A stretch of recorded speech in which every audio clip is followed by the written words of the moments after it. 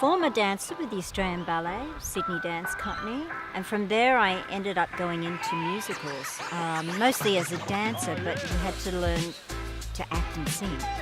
I did my last professional musical, Singing in the Rain, in the Sid Charisse role when I was 45. I'm now 61, so that was my last professional musical.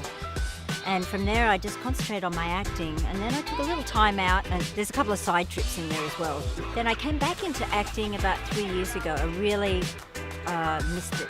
And then for some weird reason, life has gone full circle, and I'm going to be dancing with the Sydney Dance Company in November 2019 for their 50th anniversary.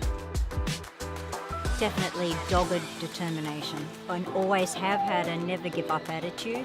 I think that's very important with anything, whether it's about your career or your life or your children or whatever. Having goals is definitely something that drives me.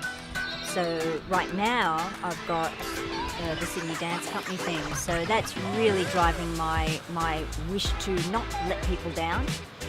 I didn't really realise that I was older until I saw myself through someone else's eyes. You know, it could be a small child who says to his mum, "Oh, that old lady over there just smiled at me," and you go, "That's nice." Oh, he's talking about me, that kind of thing.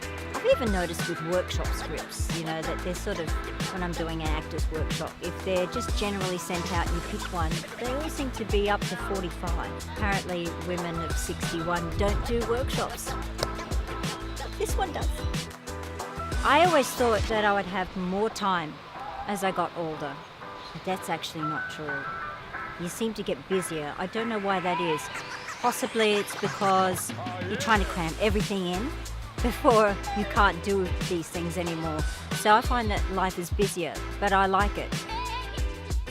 I think a lot of younger people think that when you get older, you should step aside and it's their turn. But we as older people still have dreams, still have ambitions. By golly, we've earned them. Even in the surf, when I'm out there surfing, sometimes there'll be some really amazing hot shots, and they're better surfers than me, and they're going to catch every single wave. And then when I start getting over my fear of getting in their way and I start catching a few, they're like, "Oh, she's got grey hair and she can surf." Just a bit of a stereotype, I think, that older people can't do what they do. I think it's really important to give stuff a go. I think it's really important to try, to keep trying. Just because you're older doesn't mean you can't have a go. And if you don't like it, doesn't matter. You had a go. That's the important thing.